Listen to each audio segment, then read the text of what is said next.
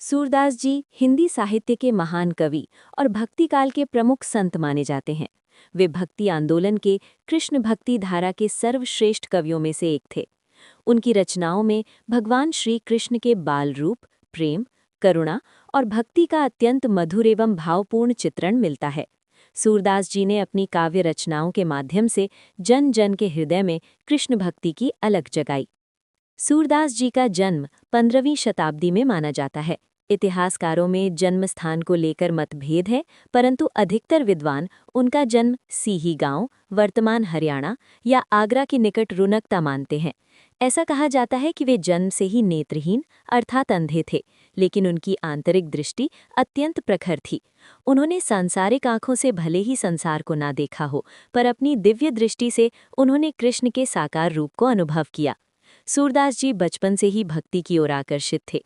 बाद में वे महाप्रभु वल्लभाचार्य के संपर्क में आए और उनके शिष्य बने।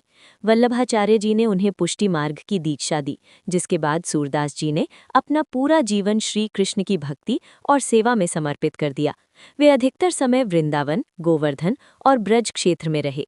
सूरदास जी की भाषा ब्रज भाषा थी, जिसे उन्होंने अत्यंत सरल, सरस और भावपूर्ण बनाया।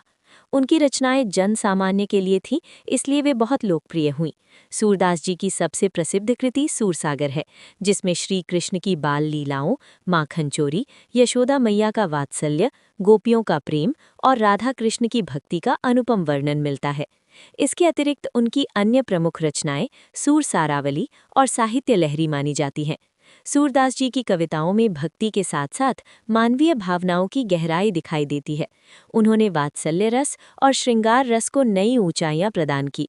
उनके पदों में करुणा, प्रेम, विरह और आत्मसमर्पण की भावना स्पष्ट रूप से झलकती है।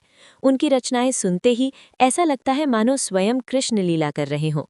ऐसा माना जाता है कि सूरदास जी का निधन 1583 ईस्वी के आसपास हुआ। उन्होंने अपना पूरा जीवन भक्ति, साधना और साहित्य को समर्पित कर दिया। आज भी उनके पद मंदिरों, भजन कीर्तनों और सांस्कृतिक कार्यक्रमों में गाए जाते हैं।